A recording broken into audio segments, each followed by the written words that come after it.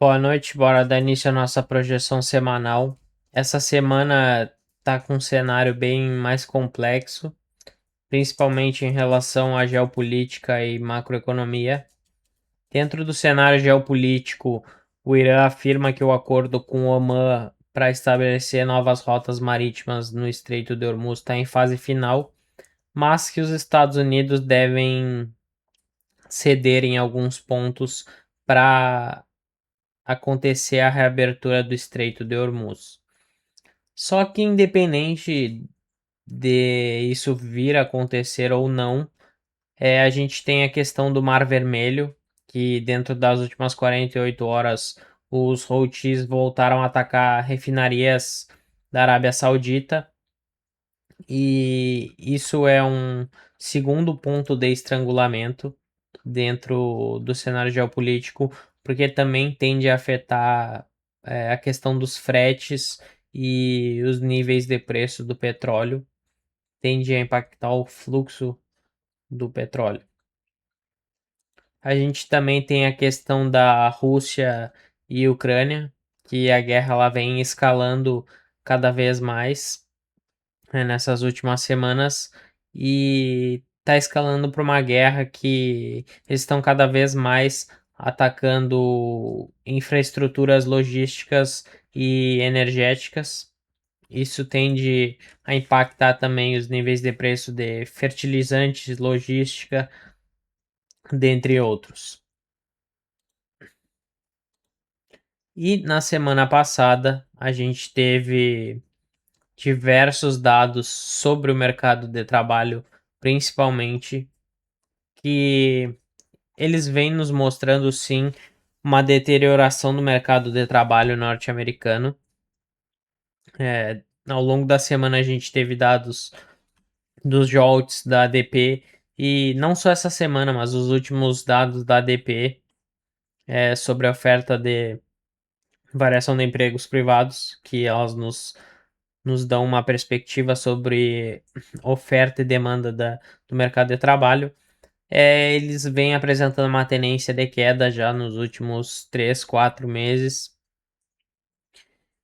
E a gente teve os dados do payroll, que apresentaram menos 23, uma perda de 23 mil vagas é, de empregos dentro do mercado de trabalho. E a gente teve um dado revisado do mês passado também de 57 mil para 20 mil. Um dado por si só, ele não nos diz tanto assim, porque se a gente for avaliar a taxa de desemprego nos Estados Unidos, ela caiu. Só que esse dado também ele tem que ser avaliado com cautela, porque a gente também teve dados sobre a taxa de participação no mercado de trabalho, que teve uma queda. E se existem menos pessoas participando do mercado de trabalho, então não necessariamente essa taxa de desemprego ela é menor porque existem mais pessoas trabalhando, mas sim porque tem menos pessoas participando do mercado de trabalho. Então, sim, se a gente for avaliar o mercado de trabalho como um todo, a gente pode avaliar como uma desaceleração gradual dentro desse cenário de soft landing da economia. Só que não é um cenário recessivo, ainda não. A gente tem que avaliar os próximos dados da inflação. Essa semana a gente vai, o início da semana ele tá bem calmo. Domingo hoje não tem nada muito relevante. Segunda-feira a gente tem confiança do investidor na Europa. Na terça-feira a gente tem vendas de casas usadas, que é um dado relevante para o mercado imobiliário. E como a gente sabe que o mercado imobiliário é o setor mais sensível a juros de longo prazo, é, ele pode nos antecipar de algumas perspectivas de consumo. Já na quarta-feira, a gente tem provavelmente o dado mais importante da semana, que são dados da inflação ao consumidor. E esses dados, eles são bem importantes porque eles estão vindo após o payroll e após a decisão da taxa de juros, que a decisão da taxa de juros é, ela vinha avaliando um mercado de trabalho resiliente, vinha avaliando uma inflação desacelerando, porque estava dentro daquele período entre um cessar-fogo que ele estava sendo visto de forma bem concreta, chegando próximo a um acordo. Então esses dados eles vão ser bem importantes porque eles vão ser após a retomada do conflito e após esses dados do payroll e os dados, todos os dados que a gente avaliou na semana passada sobre o mercado de trabalho. Na quinta-feira a gente tem dados bem importantes do Reino Unido aqui, como PIB, produção industrial, mas a gente vai voltar nossos olhos mais para os dados dos Estados Unidos e a gente vai ter os dados da inflação ao produtor também, pedidos iniciais por seguro-desemprego, que eles vão nos trazer uma perspectiva melhor sobre a inflação ao produtor, que a gente vai ter alguns cenários que caso a inflação ela venha cedendo aqui, a inflação ao consumidor ela venha cedendo, isso sim pode trazer uma perspectiva melhor para o Fed, mas se a inflação ao produtor ela vier ainda se mostrando muito forte, a gente pode ver que o supply chain ainda está sendo bem afetado pela inflação. E na sexta-feira a gente tem outro dado muito importante que é vendas no varejo e núcleo de vendas no varejo, que eles vão nos mostrar se o consumidor americano ele ainda consegue sustentar a economia, ainda mais com esse cenário do mercado de trabalho se mostrando em deterioração. E a gente pode ver que dentro desse cenário já começam a surgir os seus reflexos dentro das expectativas de tomada de decisão do Fed. Porque se o mercado de trabalho ele está mostrando uma desaceleração, a inflação ainda está ainda tá acima da meta. Mas se a inflação voltar a ceder, seguir cedendo nesses próximos dados da inflação, a gente pode vir enxergar essas expectativas de inalteração dos juros aumentarem ainda mais. A gente sabe que domingo passado a precificação para um aumento na taxa de juros aqui estava girando em torno de 76%. E a gente já viu uma inversão nesses papéis aqui. O mercado e o Fed já estão com outra perspectiva, principalmente em todo o cenário que está se construindo. Então a gente vai ter que avaliar bem essa semana para ver quais vão ser os próximos passos do Fed e qual vai ser o próximo direcional que o mercado vai tomar. Se a gente for avaliar agora a abertura do mercado, o fluxo dos ativos no momento, a gente pode ver que o petróleo ele está em uma leve alta aqui, mas ele está se mantendo mais estável nos últimos dias, ainda mais pela questão do acordo. Então, dentro desse cenário, o petróleo ele tende a se manter mais estável para altista. Ele não tende a ceder tanto, porque para realmente ter uma normalização dos níveis de preço, tem que acontecer um acordo ou ter algo mais concreto. O fluxo, tem que avaliar o fluxo de navios que que estão passando no Estreito de Hormuz, porque avaliando o fluxo do petróleo físico, a gente consegue sim enxergar uma melhora, uma deterioração dos preços, dos níveis de preço do petróleo.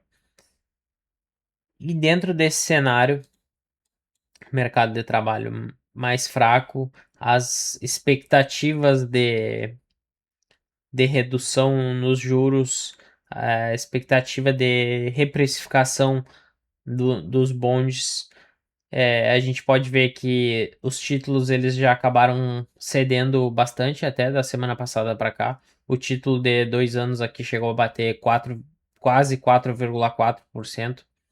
Agora os títulos eles estão em alta nesse momento, mas bem provavelmente vai ser uma correção, uma reprecificação para dar continuidade, provavelmente a um movimento de baixa no dólar, até porque a gente vai ter esses dados de inflação ao longo da semana, então o dólar ele tende a reprecificar esse movimento e buscar uma demanda mais barata, até porque se os dados da inflação se mostrarem fortes, o dólar tende a voltar a ganhar um pouco de força. Então, os investidores eles estão olhando mais para o futuro e é mais interessante reprecificar os ativos antes desses dados saírem. A gente pode ver que o dólar está girando em torno do 0 a 0 nesse momento na abertura do mercado, e só que as emergentes elas já estão cedendo um pouco. Semicondutores em alta, Nvidia em alta, renda variável tá bem otimista. A gente também teve os resultados de várias empresas ao longo da semana passada e semana retrasada. E o grande destaque foi para Palantir, que semana passada acabou tendo uma alta de 40%. E a gente pode ver que teve empresas que tiveram sim resultados positivos e ainda assim entraram em queda, porque o mercado está cobrando muito mais pelo retorno em cima do CAPEX do que necessariamente apenas retorno. Então, as empresas elas têm que superar as expectativas e a Palantir foi uma delas que apresentou receitas e lucros excepcionais e o guidance, a prescrição futura ainda melhor. Então, e esse mês também, que é 26 desse mês, a Nvidia vai divulgar seus resultados trimestrais também e tende a dar uma nova perspectiva para o mercado. Renda variável agora, empresas de tecnologia principalmente, estão tão, tão numa alta moderada agora. As que estão negativo estão praticamente no 0 a 0 e as que estão em alta, só a SpaceX aqui batendo 1% de alta, o resto tá bem fraco a moderado. Já a renda variável lá fora, os índices asiáticos estão relativamente bem, alguns performando muito bem, 2, 3% de alta, 1,5%, enquanto que os que estão negativos estão moderados a fracos. E dentro da Europa, o cenário bem misto. O VIX ele está em um patamar bem baixo, isso é extremamente bom. Então a gente sim pode esperar uma reprecificação do dólar dentro desse cenário e esperar uma alta na renda variável, só que vai depender muito também desses dados da inflação, pela perspectiva que eles vão trazer para a tomada de decisão do Fed e o próximo movimento dentro dos títulos americanos. Se a gente tá esperando uma correção no dólar, para dar continuidade a essa queda, a gente pode sim esperar uma correção dentro do euro ou das moedas emergentes aqui, para dar continuidade a esse movimento de alta. A gente tem níveis bem interessantes aqui.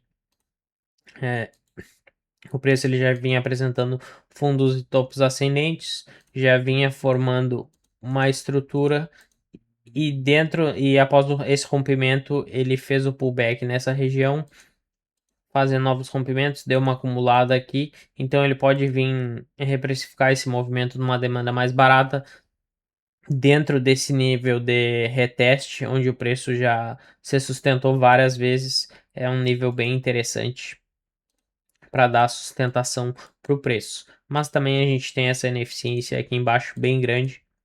O mercado pode vir querer manipular esses níveis para então dar continuidade a esse movimento.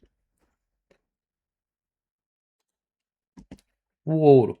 O ouro tende a seguir ganhando mais espaço dentro desse cenário, com o dólar, o petróleo mais estabilizado e dólar e título também mais estabilizados, só que ainda assim é um cenário de incerteza geopolítica, então existe sim busca por proteção, então o ouro pode dar continuidade a esse movimento de alta, principalmente no início da semana. Ele pode sim fazer uma correção um pouco mais profunda agora nos primeiros dias da semana, para então dar continuidade, até porque ele já está em um nível de oferta aqui e ainda assim os níveis de preço dos títulos eles estão bem elevados, então tendem a seguir pressionando o ouro.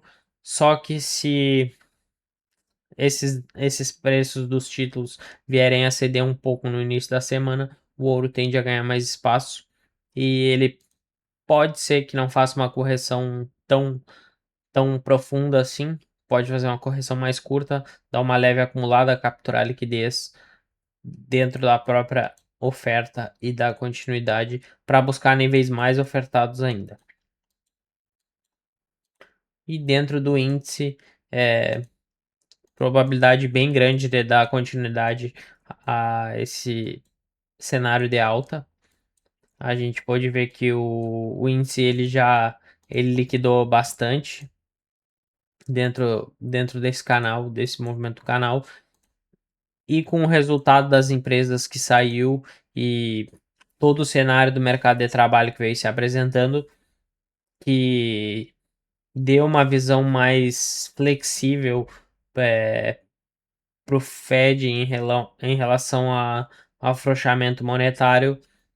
Isso cria grandes expectativas dentro do mercado de ações, principalmente dentro do mercado de tecnologia, porque a gente sabe como as expectativas impactam o mercado, e se o mercado está enxergando um mercado de trabalho mais fraco, expectativas de juros mais baixos no futuro, e se os dados da inflação vierem confirmando esse cenário, essa postura para o Fed, o mercado de ações de renda variável tende a ganhar mais espaço e dar continuidade a esse movimento de alta, com certeza.